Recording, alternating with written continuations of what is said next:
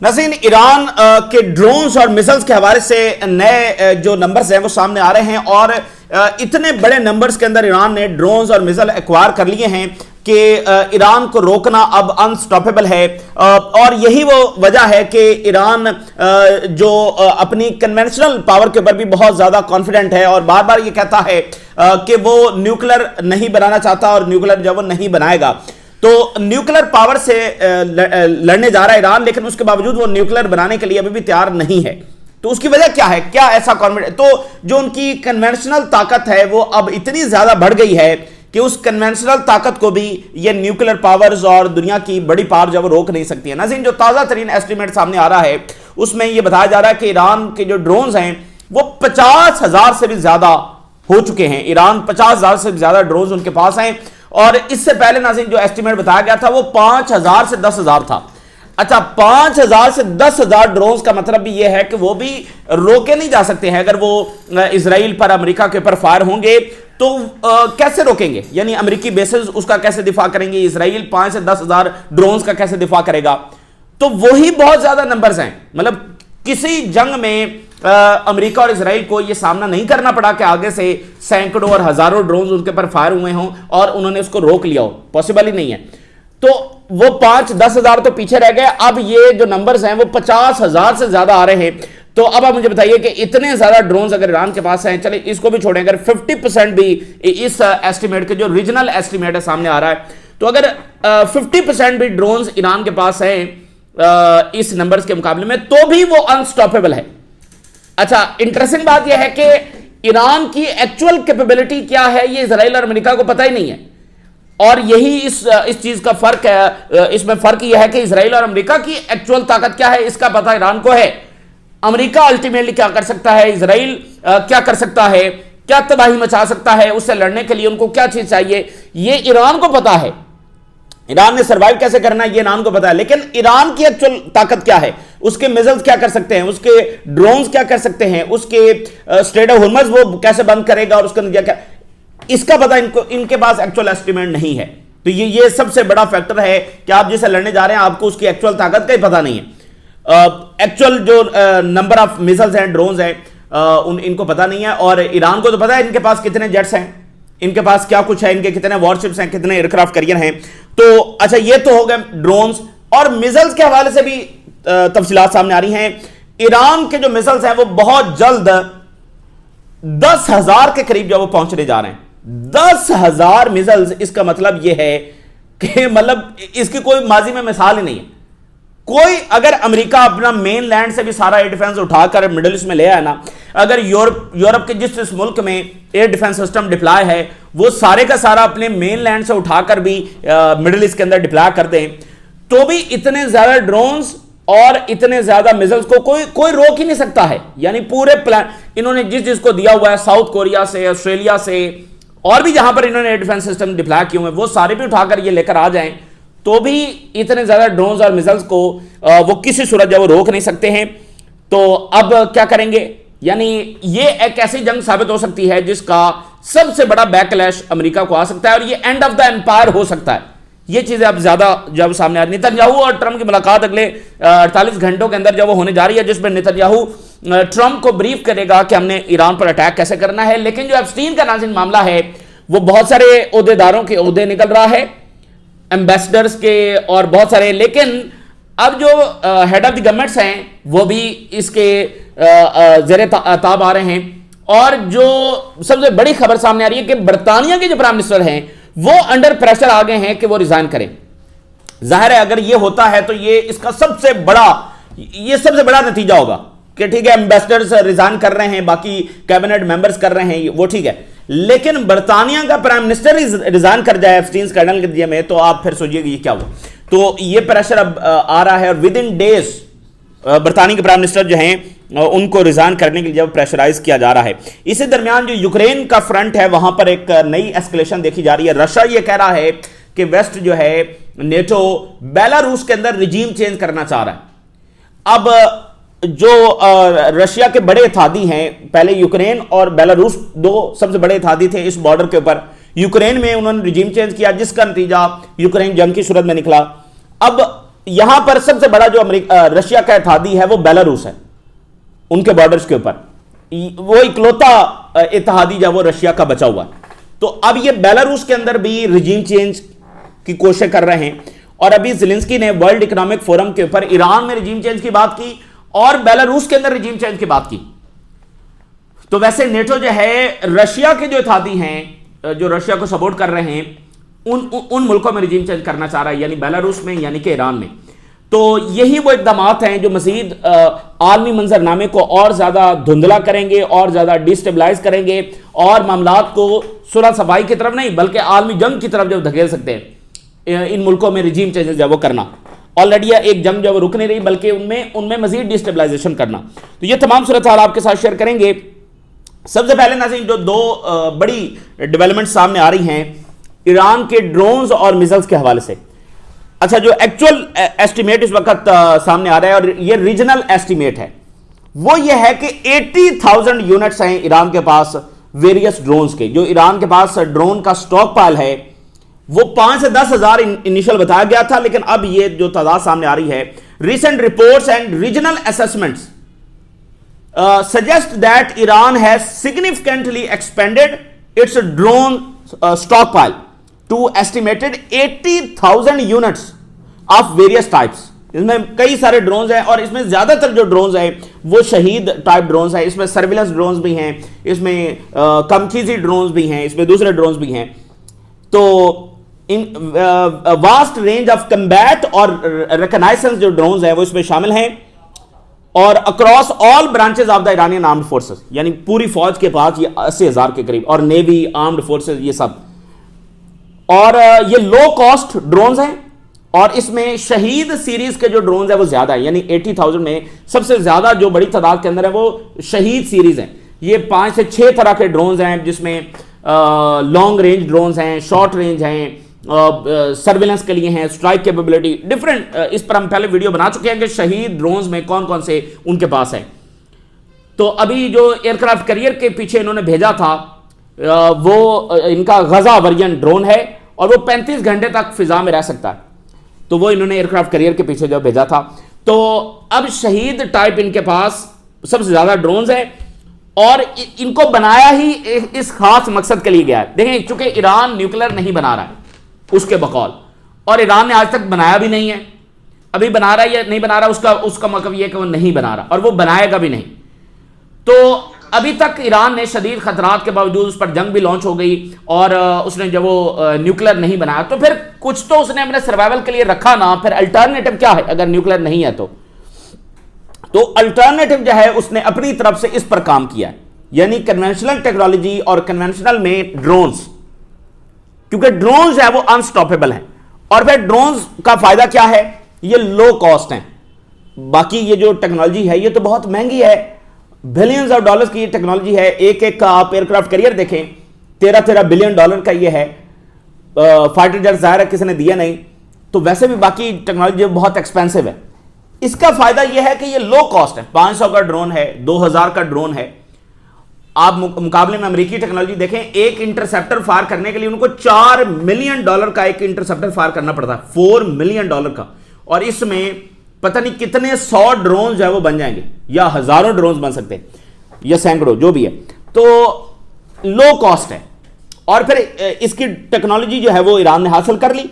और इसलिए आप देखें कि यूक्रेन की जंग में भी ये जो शहीद ड्रोन्स हैं, शहीद 136 जो वर्जन है, ये उन्होंने रशिया को दिया और इसने पासा पलट दिया यूक्रेन की जंग का। तो ये जो एक मैस अट्रिशन वॉरफेयर है, अट्रिशन वॉरफेयर आप किसको कहते हैं, यानी ईरानियन जो फौज है वो दो बदू तो अमेरिकी फौज से नहीं लड़ सकती है। तो उसमें यह होता है कि एक कमजोर फरीक होता है और दूसरा ताकतवर होता है, और ताकतवर को आहिस्ता आहिस्ता जब वो खत्म किया जाता है, आहिस्ता आहिस्ता उसको डैमेज किया जाता है। इसको एट्रिशन वॉरफेयर कहते हैं और ये लंबी चलती है। तो ये मैस एट्रिशन वॉरफेयर के लिए उन्होंने ये स्ट्रेटजी बनाई है और ये एयर डिफेंस को ओवरवेलम कर लेंगे। जब यहां से 200, 300, 400 ड्रोन ईरानियन भेजेंगे तो दुनिया का कौन सा एयर डिफेंस है जो इसको रोकेगा। तो ये Israel state of existential crisis के अंदर जब आने वाला है। अच्छा, इसके साथ ये रिपोर्ट सामने आ रही है कि ईरान शायद जो है वो 400 ड्रोन्स पर डे की प्रोडक्शन इसने अचीव कर ली है। जो शहीद ड्रोन्स हैं इसकी प्रोडक्शन 400 पर डे इसने अचीव कर ली है। 400 पर डे। अब इसको रोकेगा कौन? यानी 400 पर डे से मुराद यह है कि 12,000 ड्रोन्स वो पर मंथ बना सकते हैं, यानी उनका जो इंडस्ट्रियल स्केल है वो इतना बढ़ गया। और रशिया के हवाले से तो ये कंफर्मेशन है कि वो पर डे 500 ड्रोन्स प्रोड्यूस कर रहे हैं और आने वाले 1-2 माह के अंदर वो 1000 ड्रोन्स पर डे बनाएंगे। तो इस वक्त हाइपरसोनिक मिसाइल्स में रशिया, चाइना और ईरान लीड कर रहे हैं, ड्रोन्स में रशिया, चाइना और ईरान लीड कर रहे हैं। 1000 ड्रोन्स, और ये जो प्लांट्स रशिया में लगे हुए हैं जिस वक्त 500 ड्रोन्स पर डे बना रहे हैं और आने वाले 1-2 माह में वो 1000 ड्रोन्स पर डे बना सकेंगे, वो ईरान ने लगाए हुए, ईरान और रशिया ने कोऑपरेशन के साथ लगाए हैं। और उस एग्रीमेंट में ये शामिल है कि जब ईरान पर जंग लॉन्च होगी तो रशिया वहां से ड्रोन जो है सप्लाई करेगा। तो 1000 ड्रोन रशिया वहां पर प्रोड्यूस कर रहा होगा, वो डेली के हिसाब से 300 ड्रोन भी ईरान पहुंचे, तो कौन सा डिफेंस सिस्टम जो इनको रोकेगा? और अमेरिकन जितनी मर्जी बमबारी कर लें, जितनी, और वैसे भी अमेरिका सुपर पावर होने के बावजूद ये महीनों तक कोई बॉम्बिंग ईरान के ऊपर कर नहीं सकते हैं। ये मैक्सिमम जो इस वक्त ये टाइम फ्रेम बना रहे हैं ना, वो ये टाइम फ्रेम है कि हम 10 दिन के अंदर अंदर हमने मैक्सिमम जो वो बॉम्बिंग करके मुकम्मल डिस्ट्रॉय करना है। तो इनकी ये ताकत भी नहीं है कि महीनों बॉम्बिंग करते रहेंगे। तो जो ईरान है वो तो महीनों तक ड्रोन फायर कर सकता है। हुतीज के साथ ये इतना लंबा सा जो है वो लड़े हैं, तो हुतीज के ड्रोन्स और मिसाइल तो खत्म नहीं हुए। तो ये बहरहाल ईरान है जिसकी अपनी प्रोडक्शन, जिसका अपना इंडस्ट्रियल स्केल जो है वो 400 ड्रोन्स पर डे पहुंच चुका है। और रशिया, इसलिए ये जंग इलॉजिकल है, ये बिल्कुल ला हासिल जंग है। इस जंग में डिस्ट्रक्शन के सिवा अमेरिका को कुछ हासिल नहीं होने वाला है। ये बिल्कुल ऐसे ही है कि वो नॉर्थ कोरिया के ऊपर अटैक कर दें तो क्या नतीजा निकलेगा, चाइना पर अटैक कर दें तो क्या नतीजा निकलेगा। तो ईरान, नॉर्थ कोरिया, चाइना जैसी कोई बड़ी पावर नहीं है, लेकिन ईरान भी एक बड़ी पावर है। इनका जो सामना इराक, शाम और अफगानिस्तान और लीबिया से हुआ है उससे बिल्कुल एक डिफरेंट पावर है। ईरान एक रीजनल पावर है और फर्क यह है कि 2003 की दुनिया और 2026 की दुनिया बिल्कुल मुख्तलिफ है। उस वक्त ये लो कॉस्ट ड्रोन्स एग्जिस्ट नहीं करते थे जो कि आज करते हैं। उस वक्त रशिया और चाइना ये ताकत नहीं रखते थे जो आज रखते हैं, और ना नॉर्थ कोरिया इतनी बड़ी ताकत जो वो रखता था। और ये तीनों बड़े मुल्क जो हैं उस वक्त ईरान के साथ खड़े हैं। और आज जो रीजनल पोजीशन है वो बिल्कुल डिफरेंट पोजीशन है जो कभी हुआ करती थी। रीजन भी इस वक्त जो जंग नहीं चाह रहा। तो इसके अलावा एक और हेडलाइन आप देखिए, ईरान 80,000 शहीद drones raises alarm over new era of mass drone warfare. दुनिया का कौन सा सिस्टम है जो इसको रोकने जा रहा है? सो ईरान जो है वो प्रोड्यूस कर रहा है hundreds of drones, suggest a shift toward industrial scale production. मतलब लार्ज लेवल की इतने ड्रोन्स प्रोड्यूस करने के लिए, मतलब रशिया की तो समझ आती है ना कि वो इतने ड्रोन्स प्रोड्यूस कर रहे हैं, रशिया तो रशिया है, लेकिन ईरान अपनी इंडस्ट्री को किस लेवल के ऊपर जब ले गया। अच्छा आप देखें तो ओआईसी वर्ल्ड में ईरान और टर्की जो है उन्होंने बहुत जल्दी ड्रोन्स की अहमियत को समझा। टर्की से भी पहले ईरानियंस ने इसकी अहमियत को समझा और उन्होंने अपनी इंडस्ट्री को ड्रोन्स की तरफ जब शिफ्ट किया। और फिर पिछले कुछ सालों में टर्की भी ड्रोन्स की तरफ आया है और वो भी दुनिया के बहुत जदीद तरीन ड्रोन्स बना रहा है। और यूक्रेन में जो जंग हुई है वो एक तरफ तो रशिया और यूक्रेन की जंग है, लेकिन वहां पर ईरानियंस वर्सेस टर्किश ड्रोन्स की भी जंग हुई है। एक तरफ यूक्रेन के पास टर्किश ड्रोन्स थे और रशियंस के पास ईरानियंस ड्रोन्स थे। तो ओआईसी वर्ल्ड में 2 मुल्क हैं जिन्होंने बहुत अर्ली ड्रोन्स की अहमियत को समझा कि आगे आने वाले वॉरफेयर में कौन सा वेपन जो है वो बहुत ज्यादा कारगर साबित होगा। तो सबसे पहले ईरान ड्रोन्स की तरफ गया और ये जो शहीद ड्रोन्स है ये अब अमेरिका ने भी बनाए हैं और बना रहा है इसी तरह के ड्रोन्स। और उसके बाद फिर ज़ाहिर है कि ओआईसी वर्ल्ड में ईरान के बाद टर्की इस तरफ गया है। तो ये ड्रोन्स को नहीं रोका जा सकता। 80,000 ड्रोन्स को कोई चांस नहीं है कि अमेरिका रोक ले इसको। तो इसने पूरी तरह से रीशेप कर दिया है और एयर डिफेंस और इकोनॉमिक्स और regional military balance from the Middle East to Asia, इन ड्रोन्स की प्रोडक्शन ने और इस लेवल ने मुकम्मल तौर पर बैलेंस ऑफ पावर को चेंज करके रख दिया। अच्छा ये तो हो गए ड्रोन्स, लेकिन इसके साथ एक और असेसमेंट भी आई है और खुद इजराइल की जो आर्मी है उसने इस असेसमेंट को कंफर्म किया है कि हाँ ऐसा है। और वो ये कह रहे हैं कि 3000 के करीब जो बैलिस्टिक मिसाइल्स हैं उस वक्त ईरान के पास हैं, लेकिन वेरी नियर फ्यूचर में यानी इवन 2027 तक और 2028 तक, यानी ये बहुत ही नियर फ्यूचर है, 1-2 साल में तो पता भी नहीं चलता। तो ईरान के जो मिसाइल्स हैं वो 9 से 10,000 होने वाले हैं। ईरान की जो मिसाइल प्रोडक्शन जो उनकी स्पीड है वो इतनी ज्यादा हो गई है कि वो 10,000 मिसाइल्स बनाने वाले हैं। अच्छा, यरूशलेम पोस्ट की आप खबर देखिए, ईरान के 2500 मिसाइल्स हैं इस वक्त, जो कि 2028 तक 4 गुना हो जाएंगे। अगस्त 2027 तक, इस वक्त हम फरवरी 2026 में हैं, अगस्त 2027 तक ईरान जो है वो 6 से 8,000 मिसाइल्स बना चुका होगा, इसी स्पीड से जो ईरान प्रोडक्शन कर रहा है। अगस्त 2027, ये समझें कल की बात है, अगस्त 2027, ये कुछ ज्यादा दूर नहीं है। 6 से 8,000 मिसाइल्स ईरान के पास होंगे और 2028 के अर्ली तक, फरवरी मार्च तक ईरान के पास 10,000 मिसाइल्स होंगे। तो यहां पर कहानी खत्म होती है इजराइल की। और आईडीएफ इंटेलिजेंस प्रीवियसली वार्न्ड कि Iran to reach 10,000 missiles by 2028 if the production facilities remain uninterrupted. अगर ये जिस प्रोडक्शन के साथ ईरान आगे बढ़ रहा है, अगर ये प्रोडक्शन इसी तरह से जारी रही तो 10,000 मिसाइल्स उनके पास जब हो जाएंगे। एंड इससे क्या होगा, this would pose an existential threat to the regional defence architecture. मुकम्मल जो उनका रीजनल इंफ्रास्ट्रक्चर है, तमाम की तमाम बेसिस, तमाम के तमाम एसेट्स, और खुद इजराइल जिसको अमेरिकन जो है वो एक लैंड बेस एयरक्राफ्ट कैरियर कहते हैं, ये भी तबाह हो जाएगा। अच्छा, अब चलो ये जो मिसाइल्स हैं ये तो 2027-28 तक 6,000 या 8,000 तक पहुंचेंगे।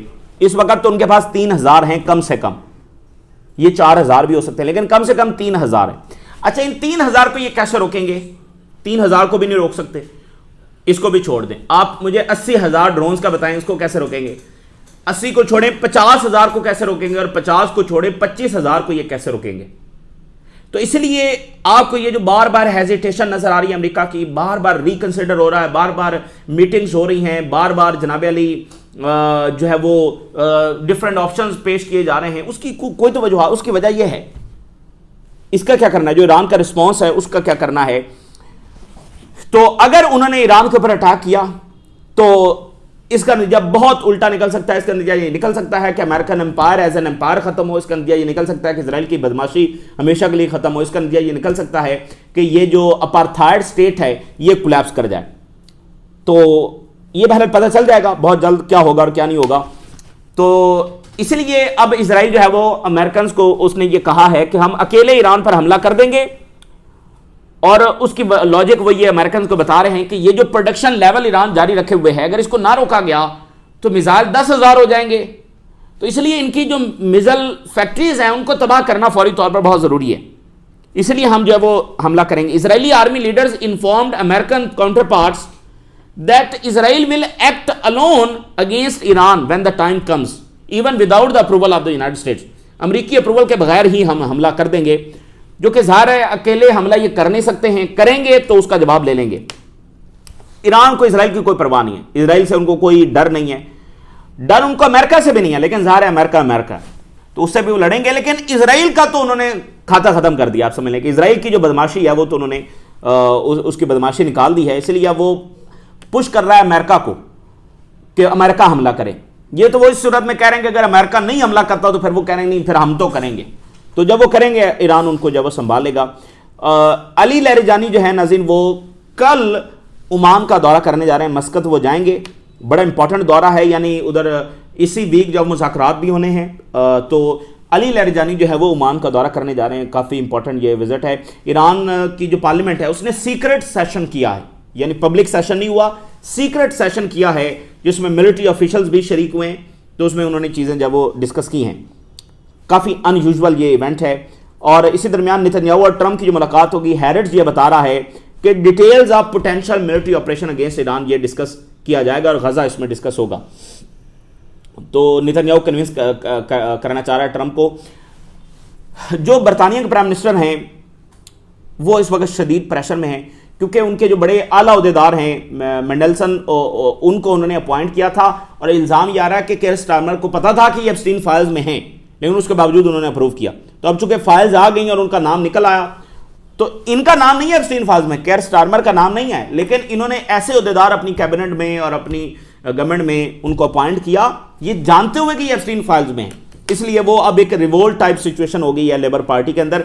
बीबीसी लिख रहा है, call for prime minister Keir Starmer to resign amid Mandelson scandal. तो चूंकि ये मेडलसन जो है, ये सिर्फ एप्स्टीन फाइल में इनका ताल्लुक मामला लड़कियों के साथ नहीं है, इन्होंने नेशनल सीक्रेट्स भी बेचे हैं, तो बहुत ज्यादा गुस्सा है। तो वो कहना है कि भाई एक ऐसा बंदा, उसको आपने फिर लगा दिया। Pressure grows on UK Starmer over Epstein fallout, France 24 बता रहा है। British prime minister Starmer pressure to resign amid fallout of Peter Mandelson ties to Jeffrey Epstein. Guardian, Starmer in fight to reassert control over Labour Party. और Bloomberg ये कह रहा है कि with in days Starmer जब वो कर सकते हैं। Starmer chief of staff resign citing role in hiring friend of Epstein. तो और भी ओहदेदार जो उनकी गवर्नमेंट में रिजाइन कर रहे हैं। स्काई न्यूज बता रहा है कि Starmer under pressure after top aide resigns but cabinet minister has issued warning over new leader.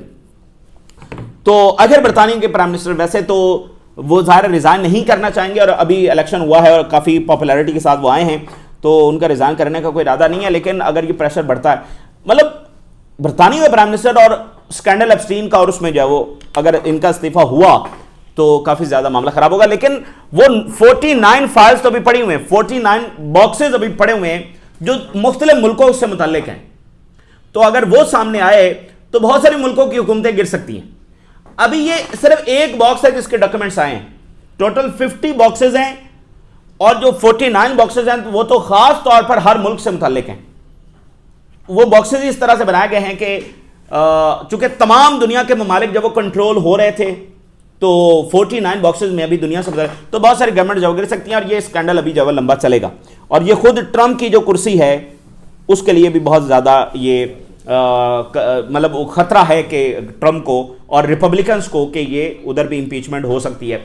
ये ताज़ा तरीन डेवलपमेंट्स हैं जो आपके साथ शेयर किया, आपने राज जरूर आगाह करें। इजाज़त दीजिए, अल्लाह हाफिज़।